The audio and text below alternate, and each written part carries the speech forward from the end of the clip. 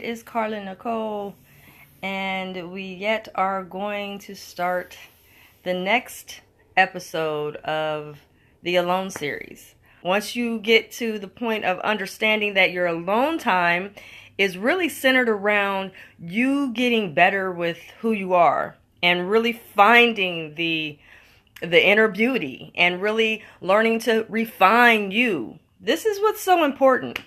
Now, for those who don't know me, I am Carla Nicole. I'm a single mother of 2 children. I have a daughter that is 18, and I have a son that's 9. And so anyway, let's get started. Let's talk about worry. So I had a couple things going on.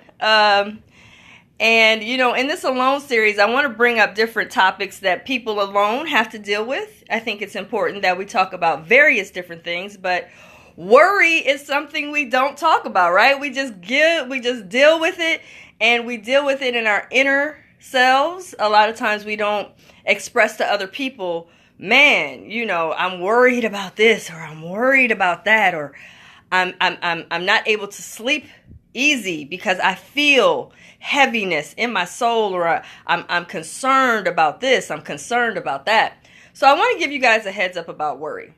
First of all, worry is something that is not healthy, but worry is something that can definitely be changed if you do what I talked about last week on the other Alone series.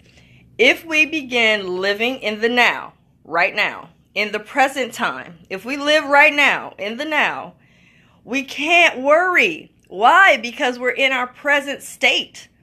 There's a lot of us that are here physically in the now, but yet we're living in the past.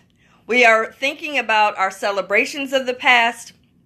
We are thinking about the better lives of our past. We are thinking about how great we had it in the past. Or, I'll pick on the guys a little bit. Guys think about, I was a bomb football player. I was the all-star, or whatever. And you're living in that celebration. That is a means of living in the past. You have ladies that still think about that ex-boyfriend that was their love of their life, quote unquote, and they're stuck in the past. These things are so important that we don't lose sight of.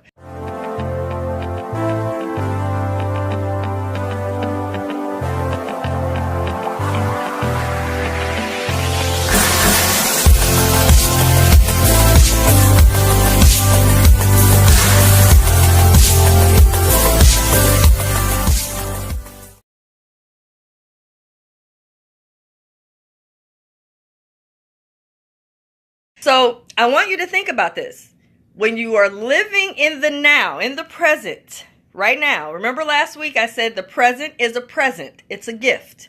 Every day is a gift. So if you're living right now, in the now, not pondering on yesterday, guess what? There's no means of worry, because you're not worried about what you used to have, or worried about what you used to celebrate, or worried about how you used to have things, used to do things. That's not a worry, because you've moved on from that. So I want us to get away from thinking about tomorrow. Now, let me explain this, because I want to be clear. Don't lose sight of your goals. Goals are something to be achieved, right? Focused on, or to be striving towards. Goals are important, yes, but in the path to get to meet your goal, you don't want to lose sight that there's a path to get there. You're not going to just be here and then all of a sudden be there tomorrow. So there's a striving to get to where you're needing to be. So in that striving, you want to make sure that you are big about being present in your presence right now. I also want to talk about this because I think it's important. Sometimes we can get lost to the point of, like I said, distant memories, celebrations of the past, that we aren't using those as milestones or points of reference. Touch them. Go back and say, yes, I had this celebration. I had some times of gratification. I had some times that I went through some things, and actually went through some things that was beneficial. But of course, I've also went through some pain and agony. So in those times, those are only they're in the past for a reason.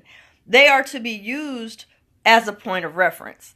They're not to be used to stay there and lay there and die there. Because you can be, like I said, you can be physically here, but mentally, you can be somewhere else. You can be in your future or in your past.